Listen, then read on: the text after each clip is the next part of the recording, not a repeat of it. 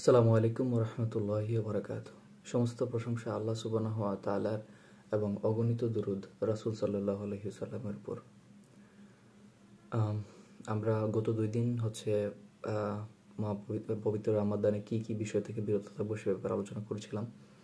ইনশাআল্লাহ আজকেও আমরা একটা বিষয় আলোচনা করব, সেটা হচ্ছে যে রামাদান অবস্থা বা সিয়ামরত অবস্থায় আমরা কখনো আসলে কারোর সাথে উচ্চবাচ্য করব না। ইনশাআল্লাহ উচ্চবাচ্য মানে হচ্ছে যে মেজাজ দেখাবো না কিংবা হচ্ছে রূঢ় আচরণ করব না।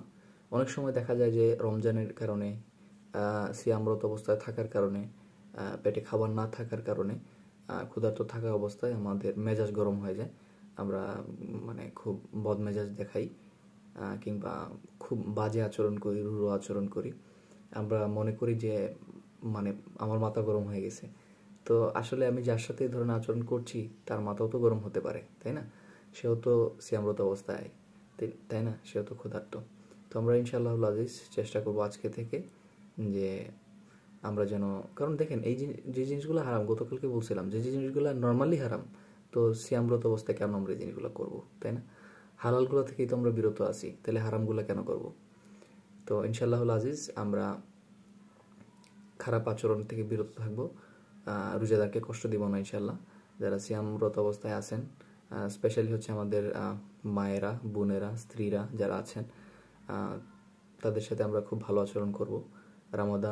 রামাদান মাস তাদের অনেক কষ্ট হয়, অনেক কষ্ট করেন আমাদের জন্য, হচ্ছে ইফতার তৈরি করেন এবং হচ্ছে বাসার সার্বিক কাজ ওনারাই করেন।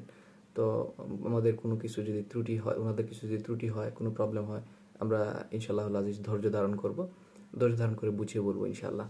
আমরা বদমেজাজ দেখাবো না, রাগ ঝাড়বো না, ঠিক আছে? যে রাগটা ঝাড়লে আমি শান্তি পাচ্ছি এটা ভাববো না, কারণ ওনারও তো কষ্ট হচ্ছে, তাই না?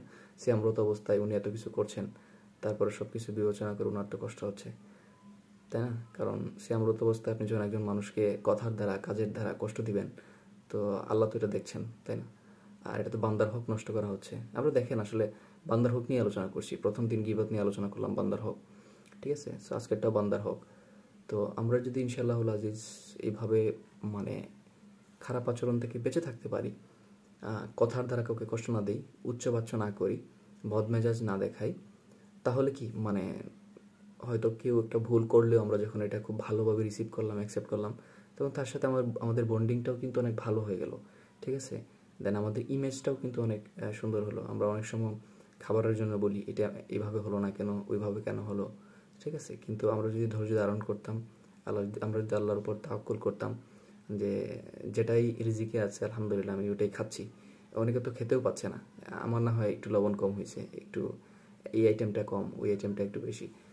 সো এগুলো যদি আমরা চিন্তা করতাম আল্লাহ সুবহানাহু ওয়া তাআলা আমাদেরকে কত ভালো রেখেছেন, তাহলে কিন্তু আমাদের মাথায় আর এগুলো আসতো না। আর এইসব ক্ষেত্রে সবসময় আমাদের উচিত আমাদের যে লেস ফরচুনেট যারা আছে তাদের দিকে ফোকাস করা।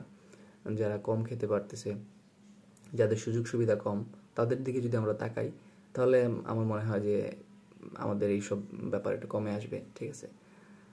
তো ইনশাআল্লাহ আজিজ, আর আমরা যত পারি বেশি হচ্ছে আমরা ইস্তেগফার করবো, আল্লাহ সাহায্য চাইবো।